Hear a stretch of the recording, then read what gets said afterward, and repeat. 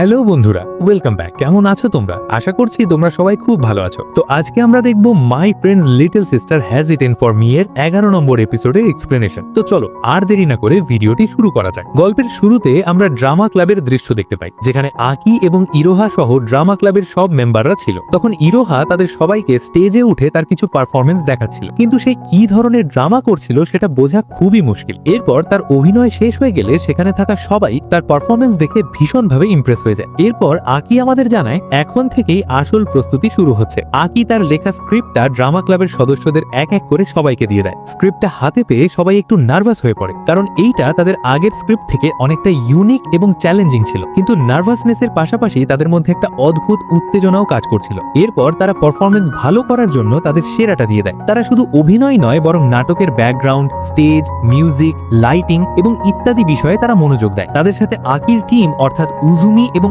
অতই সমানভাবে তাদের সেরাটা দিচ্ছিল। এর পরের দৃশ্যে আমরা দেখি আকি লুকিয়ে লুকিয়ে ড্রামা ক্লাবের মেয়েদের অভিনয় দেখছিল। মেয়েরা খুব ভালোভাবে পারফরমেন্স করছিল, কিন্তু তাদের অভিনয়টা সেরকম হচ্ছিল না। তাদের এত খারাপ অভিনয় দেখে ইরোহা রেগে গিয়ে তাদের উপর চিৎকার করতে থাকে। তার এই রাগ দেখে আকি এবং মিডোরি দুজনেই ভয় পেয়ে যায়, যেটা তোমরা স্ক্রিনে দেখতেই পারছো। এরপরে ইরোহা মিডোরিকে তার কাছে ডেকে আনে এবং তার গল্পের চরিত্রটা সুন্দরভাবে বুঝাতে থাকে। সে মিডোরিকে বলে দেয় তোমার গল্পের চরিত্রের সাথে তোমার অভিনয়ের কোনো মিল নাই, মানে তোমার অভিনয়ে কোনো ধরনের ইমোশন অথবা ডায়ালগের মিল নেই, আর তুমি যেভাবে অ্যাক্টিং করছো সেটার সাথে গল্পের ক্যারেক্টারের অভিনয়ের কোনো মিল নাই। ইরোহার কাছ থেকে নিজের ভুলগুলো এভাবে জানতে পেরে মিডোরি একটুও রাগ হয় না, বরং সে ইরোহাকে ধন্যবাদ জানায় এবং বলে আমি সামনে থেকে চেষ্টা করব যাতে আমার এই ভুলগুলো আর না হয়। এরপর ইরোহা অন্য একটি মেয়ের দিকে এগোতেই হঠাৎ করে মেয়েটি পড়ে যেতে থাকে এবং তার মাথায় প্রচন্ড ব্যথা শুরু হয়। মিডোরি চিন্তিত হয়ে জিজ্ঞেস করে তুমি ঠিক আছো তো? মেয়েটি দুর্বলভাবে উত্তর দেয় হ্যাঁ, আমি একদম ঠিক আছি, মানে আমি সকাল থেকে অভিনয়ে এতটা ডুবে গিয়েছিলাম যে নাস্তা করতে ভুলে গিয়েছি। এটা শুনে ইরোহা তাকে লাঞ্চ করে নিতে বলে, কিন্তু মেয়েটি ইরোহার কথা মানে না আর জানায় আমি আরো কিছুক্ষণ প্র্যাকটিস করতে চাই এবং তারপর গিয়ে লাঞ্চ করব।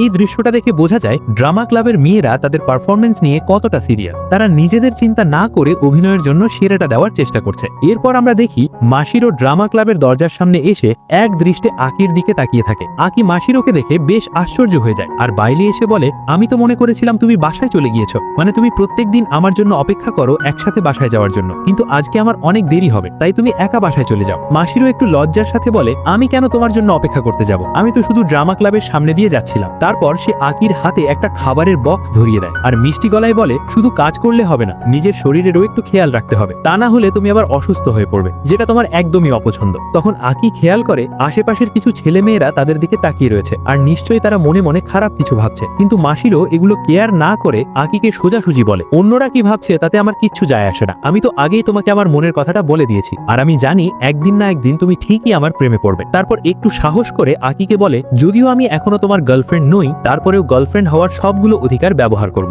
এই কথাটা বলার পরই মাশিরো নিজেই অনেক বেশি লজ্জা পেতে শুরু করে আর টমেটোর মতো লাল হয়ে যায়। সে এক সেকেন্ডও দেরি না করে দৌড়ে সেখান থেকে পালিয়ে যায়। আসলে এখানে মাশিরো তার শান্ত স্বভাবটাকে বাদ দিয়ে নিজের মনের কথাটা আকির সামনে তুলে ধরে, যেটা তাদের দুজনের সম্পর্ককে আগে বাড়ানোর একটি রাস্তা। যাই হোক, মাশিরো চলে যাওয়ার পর আকি এতটা লজ্জা পেয়েছিল যে টমেটোর মতো তার গাল দুটো লাল হয়ে গিয়েছে। এরপর আকি যখন ক্লাসের ভিতরে ফিরে আসে তখন সে দেখতে পায় মিডোরির অভিনয় আগের থেকে অনেক উন্নতি হয়েছে। সে এখন ডায়ালগ, ইমোশন এবং অভিনয় এই সবগুলো একদম গল্পের চরিত্রের সাথে মিলিয়ে বলতে পারছে। এটা দেখে ইরোহা তার অনেক প্রশংসা করতে থাকে। তখন ক্লাবের বাকি সদস্যরাও ইরোহার খুব প্রশংসা করছিল, কারণ তার মাধ্যমেই তাদের নাটক এবং অভিনয় দুটোই একটা নতুন মাত্রা পেয়েছে। আকি এগুলো দূর থেকে দেখছিল, তখনই হঠাৎ তার চোখ পড়ে ইরোহার দিকে। সে দেখে ইরোহা সবার কাছে নিজের প্রশংসা শুনে মনে মনে খুশি হচ্ছিল। এই জিনিসটা দেখে বোঝা যায় যে ইরোহা শুধু একটা ভয়েস আর্টিস্ট নয়, বরং একজন অসাধারণ ডিরেক্টর। এরপর এখানে দৃশ্যটি চেঞ্জ হয় আর আমরা দেখতে পারি ইরোহা সোজা আকির বাসায় চলে আসে এবং তার বিছানায় শুয়ে পড়ে। তখন আকি তাকে বলে আমার মনে হচ্ছে তোমাকে আগে নিজের ঘরে যাওয়া উচিত, মানে তুমি সারাদিন অনেক কষ্ট করেছো,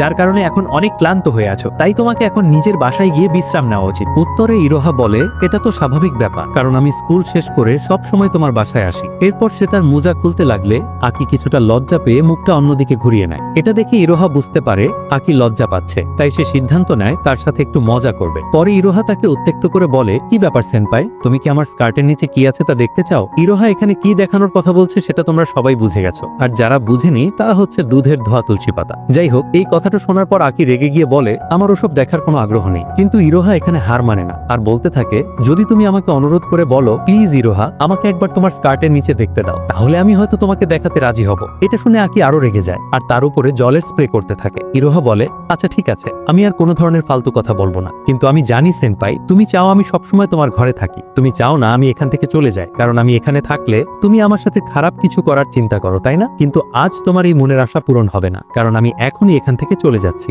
ইরোহার এই অদ্ভুত কথাবার্তা শুনে আকি বুঝতে পারে নিশ্চয়ই কোনো একটা সমস্যা হয়েছে। আকি জিজ্ঞেস করে, তোমার কি কিছু হয়েছে? আমার মনে হচ্ছে তুমি ক্লাব নিয়ে আমার সাথে কথা বলতে চাও। ইরোহা জানায়, সত্যি বলতে ড্রামা ক্লাবের সদস্যদের দেখে আমার একটু জেলাস ফিল হয়। তারা স্টেজে উঠে সবার সামনে পারফরমেন্স করার সুযোগ পায়, আর আমি জানি আমি একজন ভয়েস ওভার আর্টিস্ট এবং আমি আমার কাজকে ভালোবাসি। যখন আমি কোনো ক্যারেক্টারের ভয়েস ওভার করি তখন আমি সেটাতে একদম 100% মনোযোগ দিয়ে দেই, কিন্তু এভাবে আমি সারা জীবন একটা রহস্যময় মেয়ে হয়েই থেকে যাব, যার আসল পরিচয় অথবা অস্তিত্ব কেউ জানবে না। সে আরো বলে, আমার মনে হয় আমি যেই ভয়েস ওভারের কাজটা করছি সেটাও অসাধারণ, কিন্তু এখানে আমি নিজের কোনো অস্তিত্ব অথবা পরিচয় বানাতে পারবো না। যদি এই ফিফথ ফ্লোর অ্যালায়েন্স গেমের একজন মেম্বার হিসেবে সবার সামনে আসতে পারতাম, যদি মানুষ আমার আসল পরিচয়টা জানতে পারতো, তাহলে কতই না ভালো হতো। এই প্রথমবার ইরোহা তার মনের ভেতরের যত রকমের কষ্ট, বেদনা, আকাঙ্ক্ষা সবকিছুই আকির সামনে প্রকাশ করে দেয়। সে শুধু পর্দার আড়ালে থাকতে চায় না, সে চায় মানুষ তার প্রতিভাকে চিনুক। এই কথাগুলো শুনে আকি তার কষ্টগুলো বুঝতে পারে। সে ভাবে ইরোহা যা বলেছে সেটা ভুল নয়, তার মতো একজন ট্যালেন্টেড মেয়ে পর্দার আড়ালে থাকার উপযুক্ত নয়। এরপর আকি তাকে আস্থার মাধ্যমে বলে, তুমি চিন্তা করো না, আমি এই বিষয়ে তোমাকে সাহায্য করব। তারপর আকি তাকে একটা প্ল্যান বলে, আমরা যে গেমটা তৈরি করছি সেটা আমাদের সবার জন্য। এখানে আমরা কোনো ধরনের বাধা ছাড়াই নিজেরা নিজেদের প্রতিভা দেখাতে পারবো, আর যেহেতু এই ইচ্ছাটা তোমার, তাই আমি এটা পূরণ করব। আকির কথা শুনে ইরোহা মুচকি হাসি দেয় আর বলে, তোমাকে চিন্তা করতে হবে না, আমি এই গেমটাতে অনেক জনপ্রিয় এবং সফল হয়ে দেখাবো। এরপর দৃশ্যটা বদলে যায় আর আমরা একটি নতুন মেয়েকে দেখি। সে মাসিরোর দরজার সামনে এসে কলিং বেলটা বাজায়। ভিতর থেকে মাসিরো জিজ্ঞেস করে, কে ওখানে? তখন মেয়েটা নাটকীয়ভাবে নিজের পরিচয় দিতে থাকে। তার এই অদ্ভুত আচরণ দেখে মাসিরো তাড়াহুড়া করে তাকে ঘরের ভিতরে নিয়ে আসে এবং তার মুখ চেপে ধরে। এরপর আমাদের রুমের ভিতরের দৃশ্য দেখানো হয়, যেখানে মেয়েটি চারপাশে তাকিয়ে বলে, ও বুঝে গেছি, তোমাদের গেমের নাম হচ্ছে ফিফথ ফ্লোর অ্যালায়েন্স, কারণ এই গেমের সব মেম্বাররা 5 তলায় থাকো, তাই না? তখন মাসিরো তাকে সাবধান করে বলে, কেউ যাতে জানতে না পারে আমি মাকি গায়ে নামাকো, আর ফিফথ ফ্লোর অ্যালায়েন্স গেমের মেম্বাররা এই বিল্ডিং এ থাকে, তাই এখানে এত চেঁচামেচি করা যাবে না। এখানে তোমরা একটা জিনিস খেয়াল করেছো, মানে মাসিরোই হচ্ছে ফিফথ ফ্লোর অ্যালায়েন্স গেমের সেই রহস্যময় স্ক্রিপ্ট রাইটার, যার নাম আমরা পিছনের কিছু পর্বগুলোতে শুনতে পেয়েছিলাম। এরপর সিন শিফট হয়, আমরা দেখি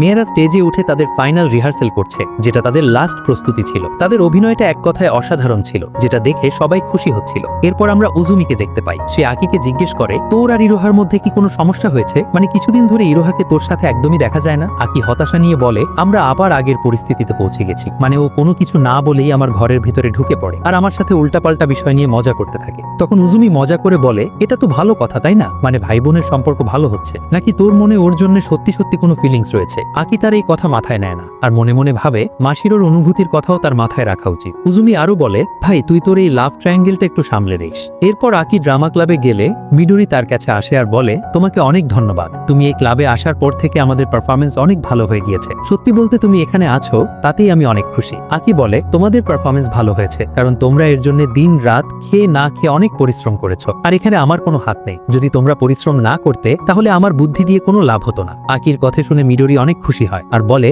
স্টেজে আমরা আমাদের সম্পূর্ণটা দিয়ে পারফরমেন্স করব। এখানে মিডোরি একটা মজার কথা বলে যে, তোমাকে এবং আমার বোন সুমিকে নিয়ে আমার এখনো একটু একটু সন্দেহ হয়। তোমাকে আমি সতর্ক করে দিচ্ছি, যদি তুমি আমার বোনের সাথে উল্টাপাল্টা কোনো কিছু করার চেষ্টা করো তাহলে আমি তোমাকে ছাড়বো না। এগুলো বলে সে ওখান থেকে দৌড়ে পালিয়ে যায়। আকি তখন ভাবতে থাকে, আমি কি এতটাই খারাপ যে সব মেয়েরা আমার ব্যাপারে এইগুলো ভাবতে থাকে? এরপর সে সন্ধ্যার সময় ক্লাবের ভিতরে ঢোকে আর দেখে সেখানে থাকা সবাই কোনো একটা বিষয় নিয়ে অনেক চিন্তিত হয়ে পড়েছে। এটা দেখে আকি জিজ্ঞেস করে, কি হয়েছে এখানে? সুমিরে সেনপাই বলে, ইয়ামাদা নামের যেই মেয়েটি নাটকের গুরুত্বপূর্ণ একটা অভিনয় করার কথা ছিল, তার শরীরটা অনেক খারাপ এবং তাকে হাসপাতালে নিয়ে যাওয়া হয়েছে, আর কালকের যে অভিনয়টা হবে সেটার ভিতরে সে পারফরমেন্স করতে পারবে না। এটা শুনে তাদের সবার মন ভেঙে যায়। তখন মিডোরি জানায়, আমি যদি তাদের সবাইকে এভাবে চাপ না দিতাম তাহলে এরকমটা হতো না। এত কম সময়ে একজন অভিনেত্রীকে চেঞ্জ করা একেবারেই অসম্ভব। এতদিনের সব পরিশ্রম নষ্ট হতে চলেছে বলে সবাই হতাশ হয়ে পড়ে। আকি এই পরিস্থিতিটা দেখে মনে মনে ভাবতে থাকে, এই দুঃসময় আমাদের শুধু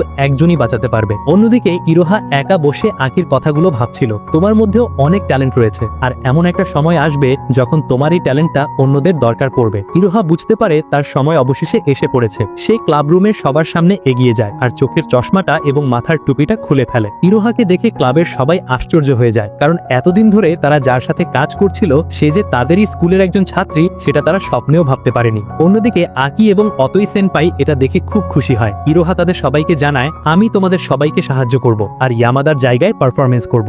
মিডোরি অবাক হয়ে জিজ্ঞেস করে, এতে তোমার কোনো সমস্যা হবে না তো? ইরোহা নিজের উপর বিশ্বাস রেখে বলে, আমার কিচ্ছু হবে না, আমি সবকিছু সামলে নিতে পারবো, তোমরা শুধু আমার উপর ভরসা রাখো। ইরোহার মুখে এই কথা শুনে মিডোরি এবং ক্লাবের সব সদস্যরা খুব খুশি হয়। তারপর ইরোহা মিডোরিকে জিজ্ঞেস করে, তো এখন তাড়াতাড়ি বলো, তোমরা কি আমাকে এই ড্রামা ক্লাবের পারফরমেন্সের জন্য অংশগ্রহণ করবে? এটা শুনে মিডোরি এতটা খুশি হয় যে তার চোখ থেকে পানি পড়তে থাকে আর বলে, তুমি যদি আমাদের দলে অংশগ্রহণ করো তাহলে আমরা খুব খুশি হব। এটা শুনে ড্রামা ক্লাবের বাকি মেম্বাররাও অনেক খুশি হয়ে যায়। তারপর ইরোহা সবার দিকে তাকিয়ে বলে, এবার আমি তোমাদের দেখাবো আসল পারফরমেন্স কাকে বলে। আর এই সাসপেন্সের সাথে এপিসোডটা এখানেই শেষ হয়ে যায়। আর তোমরা এখন স্ক্রিনে যার ছবিটা দেখতে পাচ্ছ তার নাম হচ্ছে হাদি। সে অনেক অসুস্থ, তোমরা সবাই তার জন্য দোয়া করবা যাতে মহান রব্বুল আলামিন তাকে সুস্থ করে দেয়, আমিন।